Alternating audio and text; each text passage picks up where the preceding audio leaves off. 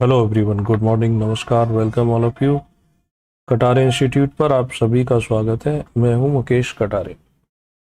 दोस्तों, कल हमने महत्वपूर्ण एक टॉपिक देखा था, एमपीपीएससी पेपर 3A का नेशनल इनकम के जो कंसेप्ट हैं उनको लेकर के। जो लोग नहीं देख पाए हैं वो इस लेक्चर को दोबारा से जा करके देख सकते हो। इसमें हमने समझा था कि राष्ट्रीय आय की जो अवधारणा है वो क्या होती है। जीडीपी, एनडीपी, जीएनपी, एनएनपी, ये सारे जो कंसेप्ट थे वो क्लियर हुए थे। अब इसका जो बचा हुआ पार्ट है वो आज कंप्लीट करेंगे। इस बचे हुए पार्ट में हम देखेंगे कि राष्ट्रीय आय की जो गणना की जाती है, तो राष्ट्रीय आय की जब गणना की जाती है तो इसमें कुछ पॉइंट और हम इसमें इंक्लूड करते हैं।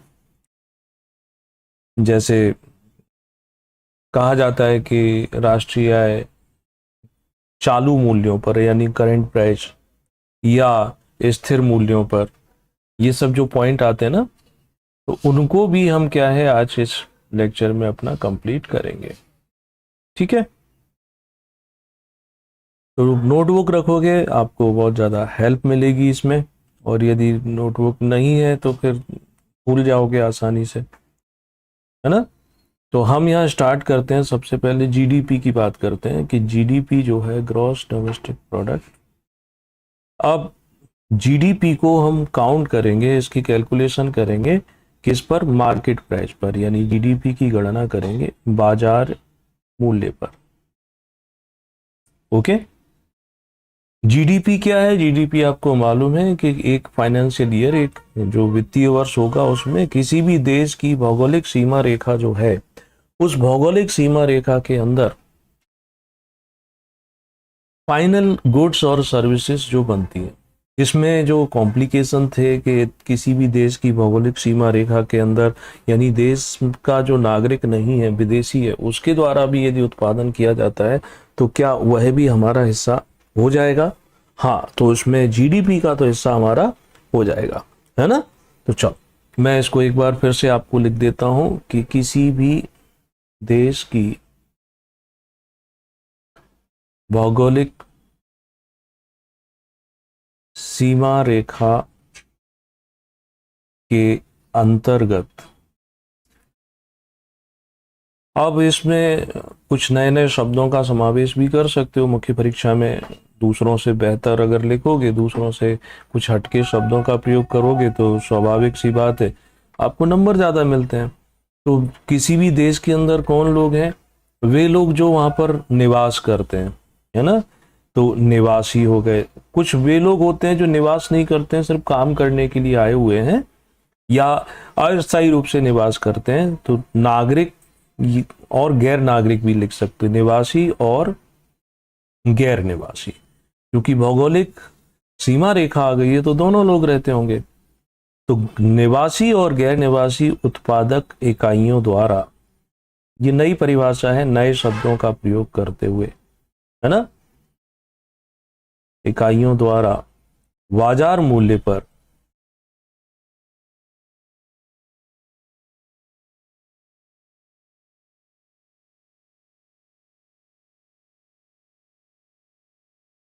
व्यक्त मूल्यवर्धनों का योग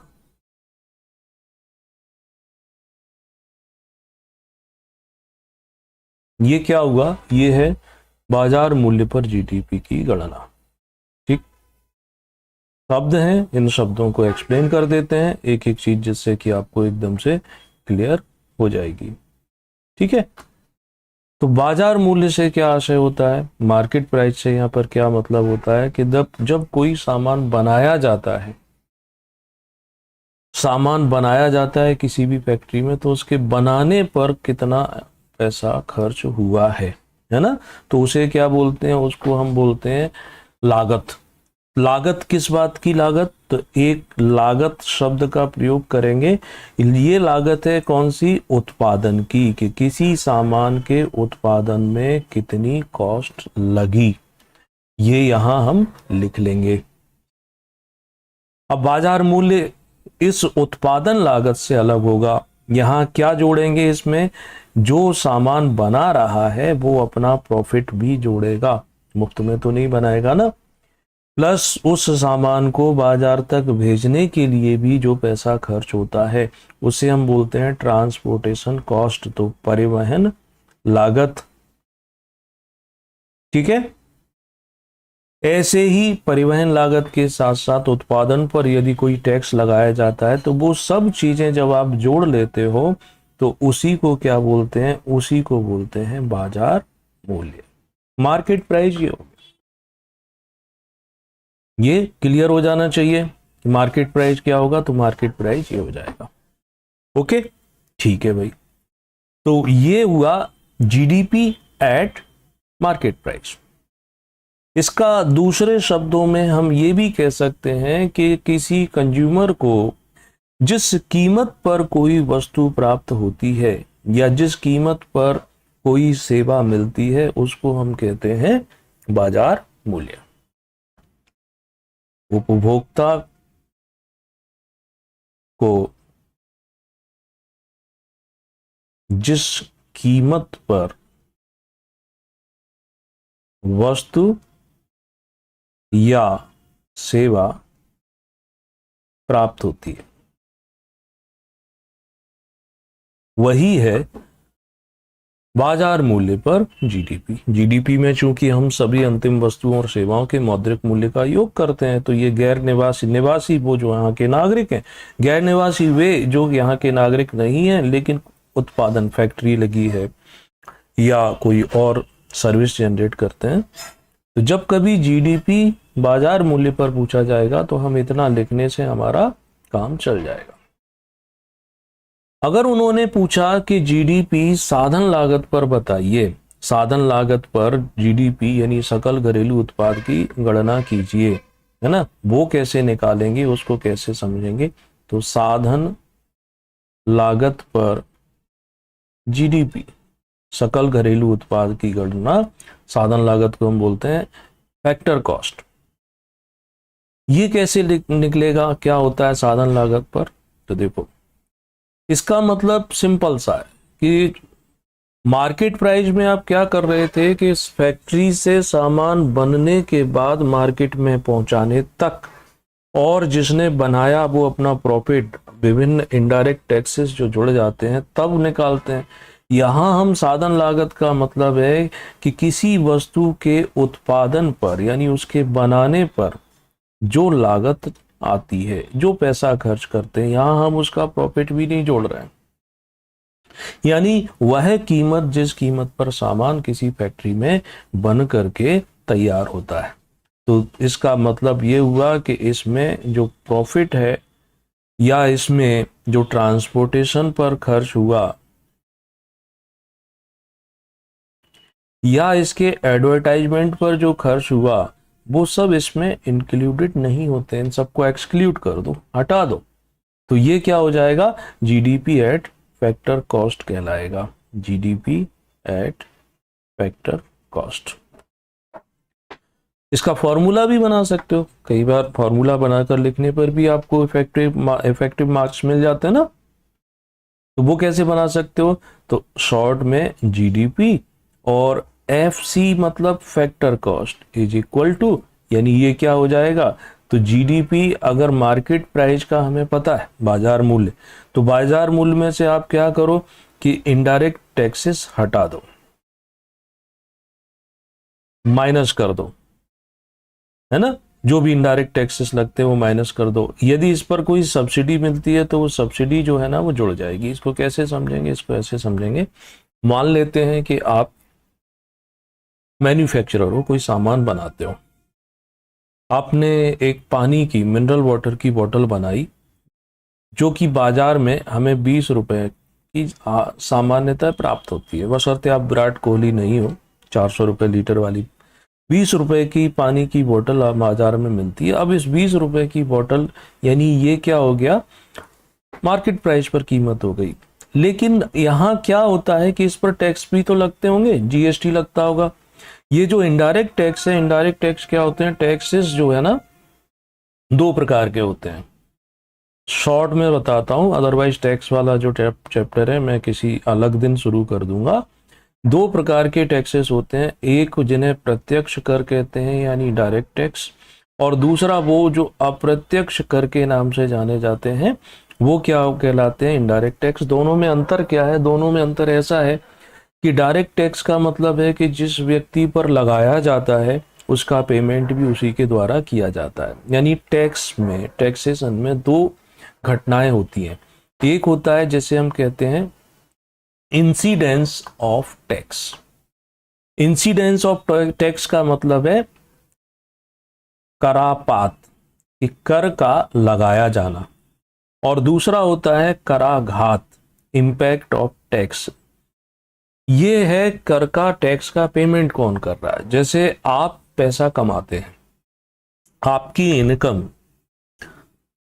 साल में मान लो 5 लाख रुपए है एक साल का, नॉन एग्रीकल्चरल इनकम यानी गैर कृषि कार्यों से आप साल का 5 लाख रुपए कमाते हो। तो अब आपको क्या होगा कि 2.5 लाख रुपए तक तो आप टैक्स फ्री हैं, और 2.5 लाख रुपए पर आपको टैक्स देना पड़ेगा, इनकम टैक्स भरना पड़ेगा। तो आप की इनकम के ऊपर जो टैक्स लगाया गया है उसका पेमेंट आपको ही करना पड़ेगा, आपके बिहाफ में कोई अन्य व्यक्ति तो पेमेंट करेगा नहीं। तो ये क्या हो गया, ये डायरेक्ट टैक्स हो गया। यानी incidence of tax and impact of tax एक ही पॉइंट पर होता है, कराघात और करापात।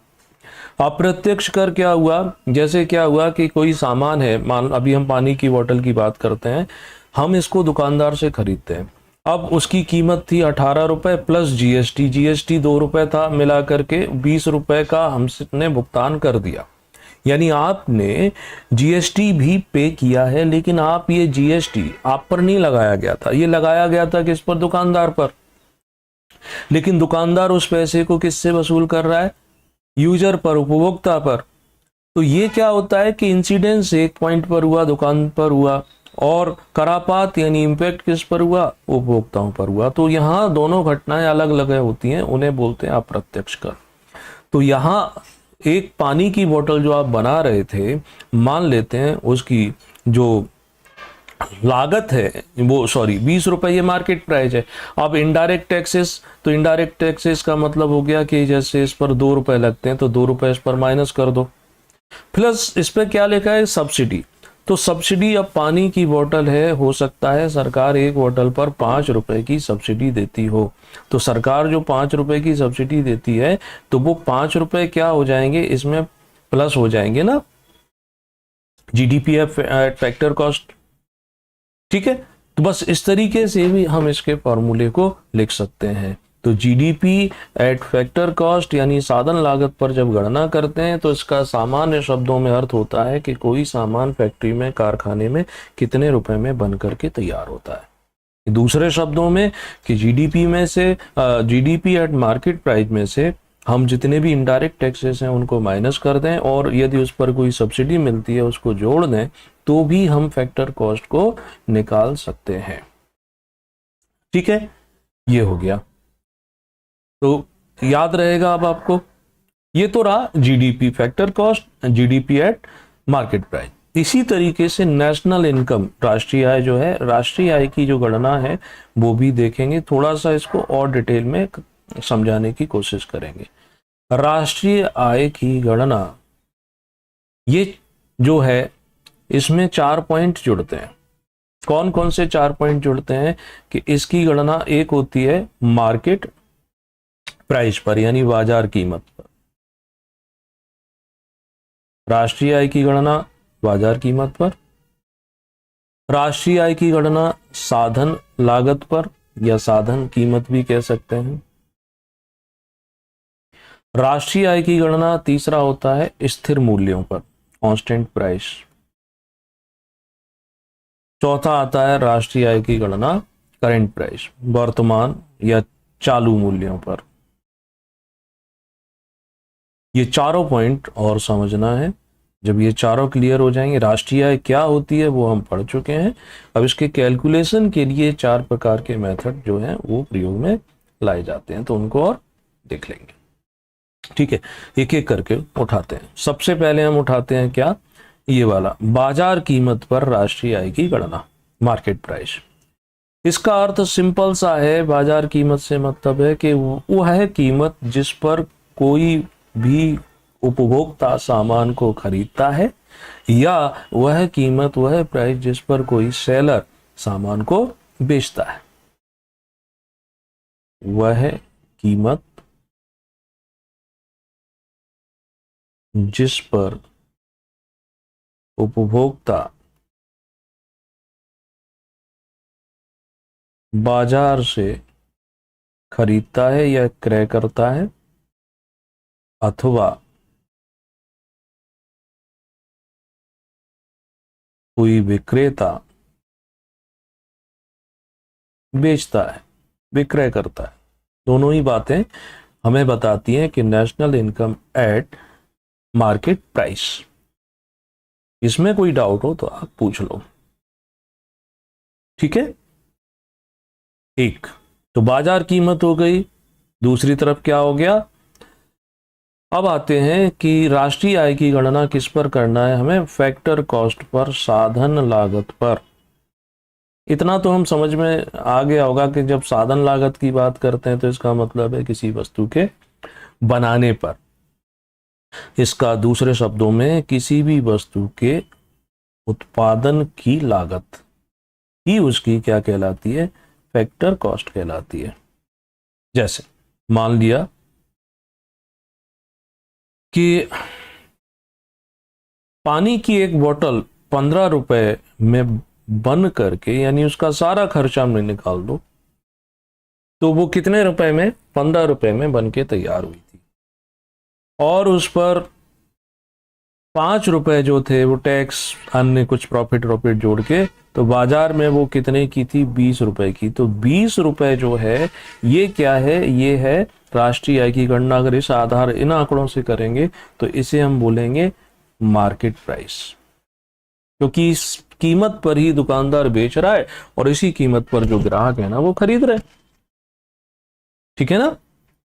लेकिन हम फैक्टर कॉस्ट की जब बात करेंगे तो ये 20 रुपए वाली वैल्यू नहीं जोड़ेंगे, हम यहां पर 15 रुपए की वैल्यू जोड़ेंगे, और इस आधार पर जब राष्ट्रीय आय के आंकड़े तैयार करेंगे तो ये कहलाएगा राष्ट्रीय आय की गणना साधन लागत पर, है ना, साधन लागत। अब ये प्रश्न हो सकता है कि क्या साधन लागत में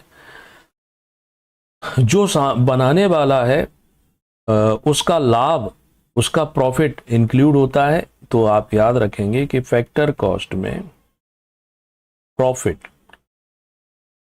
सम्मिलित होता है, ऐड होता है। ये छोटे छोटे पॉइंट हैं जो आपको फंसा सकते हैं, है ना। अब कोई भी सामान यानी बनाया जाता है, यानी किसी भी वस्तु का जब उत्पादन किया जाता है तो उत्पादन करने के लिए कुछ मूलभूत चीजें होती हैं।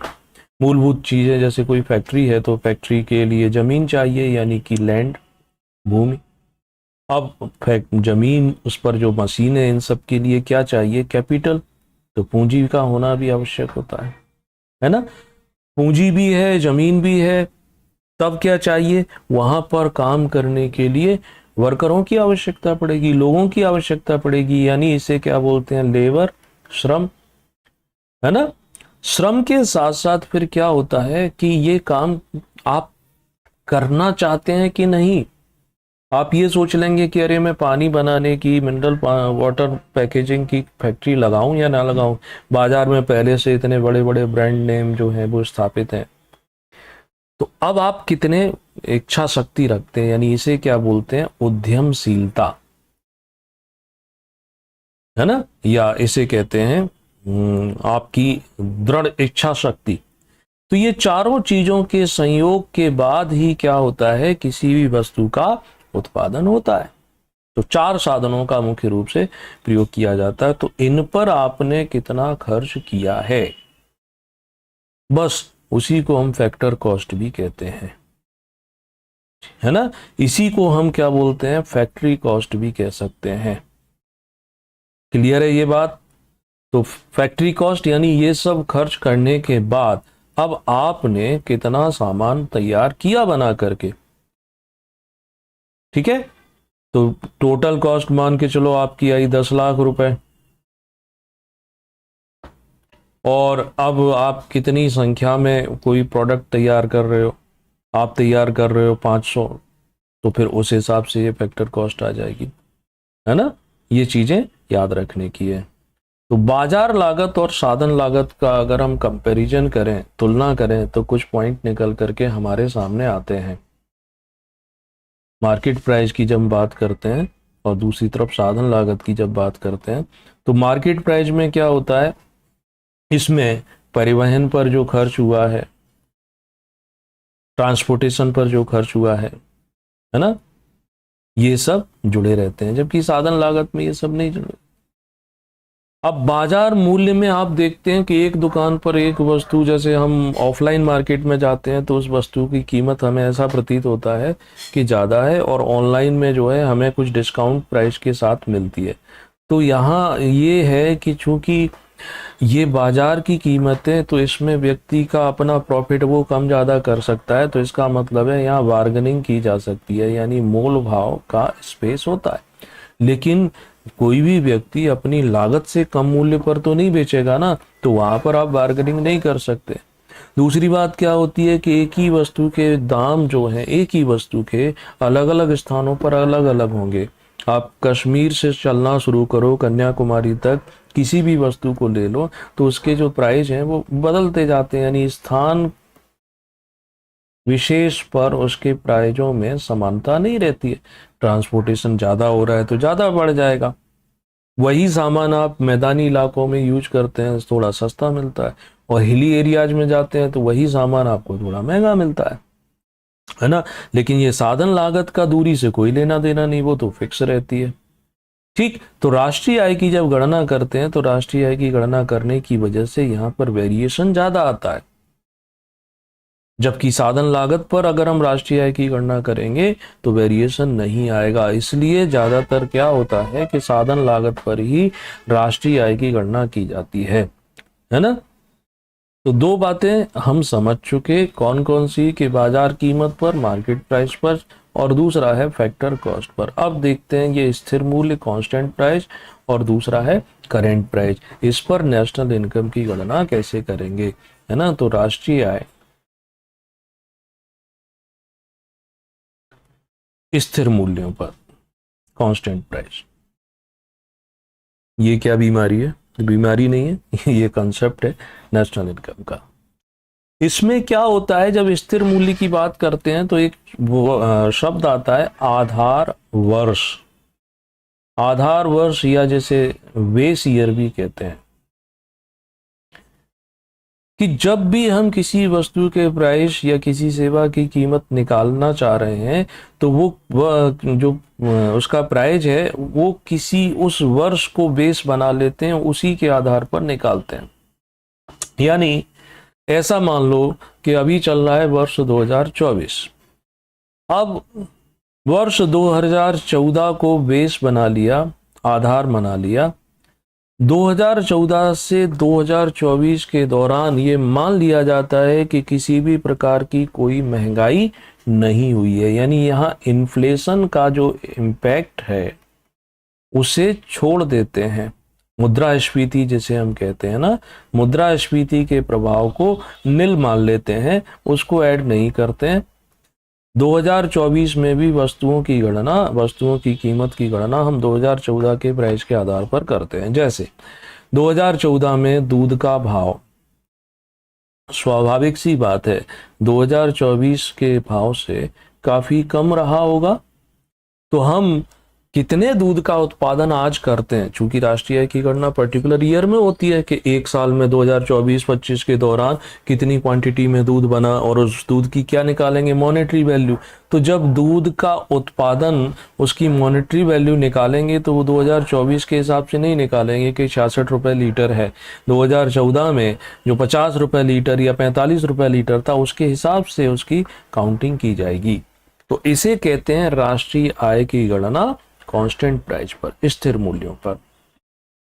ठीक, इससे हमें क्या सही सटीक आंकड़े मिलेंगे? नहीं मिलेंगे, बिल्कुल नहीं मिलेंगे। तो भाई जब आपने बेस ईयर काफी पुराना ले रखा है, अब इससे क्या नुकसान होता है? उससे नुकसान होगा कि मान के चलो आप जॉब करते हैं और सरकार आपको वेतन देती है, सैलरी जो देती है, तो वो सैलरी देगी कि एक व्यक्ति को उसकी जीवन यापन के लिए जो चीज़ें लगती हैं उसकी कीमत क्या होगी, तो वो कीमत निकालेगी 2014 के हिसाब से कि उसको इतना सब्जियां लगती हैं, इतने कपड़े लगते हैं, घर का इतना किराया है, पेट्रोल है। वो कीमत वो जोड़ रहा है किस हिसाब से, 2014 के हिसाब से, जबकि 14 से 24 के बीच में हर चीज़ लगभग डबल हो गई है, तो आपकी सैलरी तो कम हो जाएगी ना। तो ये होता है कांस्टेंट प्राइस। यानी मोटे तौर पर इसमें हमें याद करने वाली बात है कि इन्फ्लेशनरी या इन्फ्लेटरी जो इफेक्ट है उसे छोड़ देते हैं, मुद्रास्फीतिकारी प्रभाव को यहाँ इग्नोर किया जाता है और उसके बाद गणना की जाती है किसकी, राष्ट्रीय आय की। अब आते हैं चालू मूल्य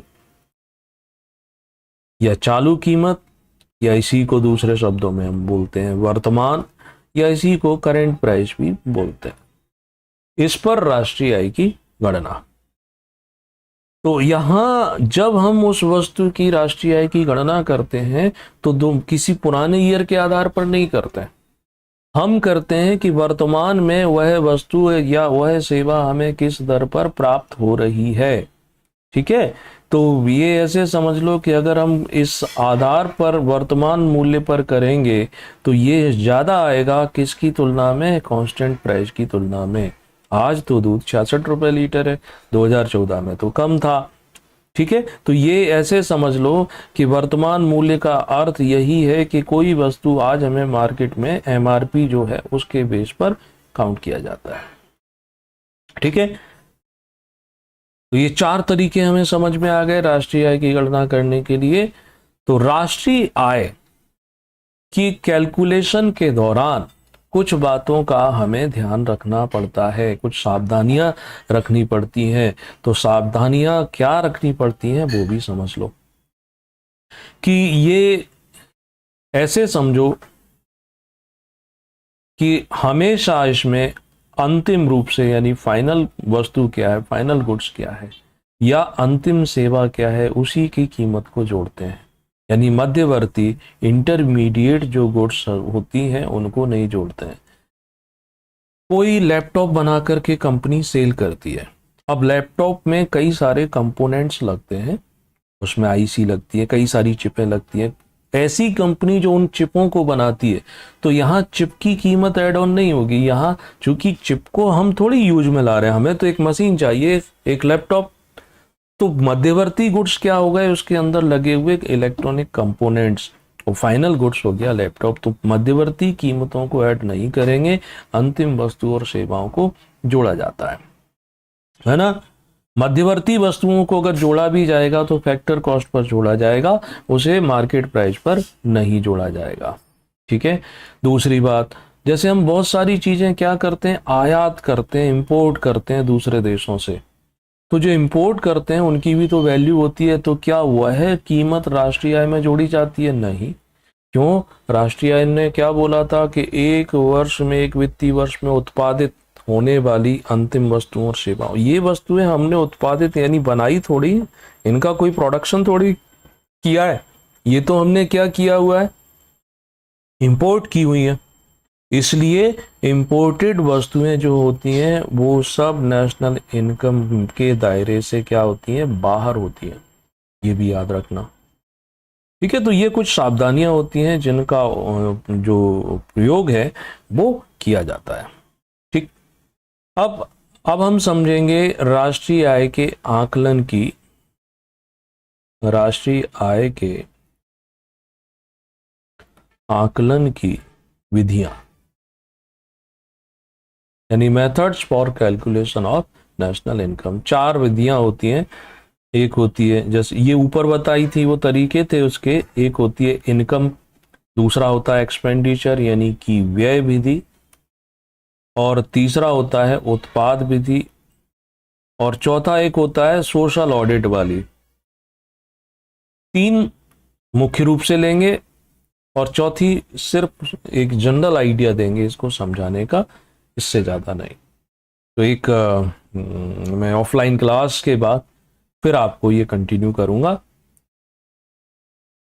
ठीक है, और ये कंप्लीट होने के बाद ये पूरा का पूरा जो टॉपिक है राष्ट्रीय आय की अवधारणा मध्य प्रदेश लोक सेवा आयोग की मुख्य परीक्षा के लिए, ये अपने यहाँ पर एंड हो जाएगा।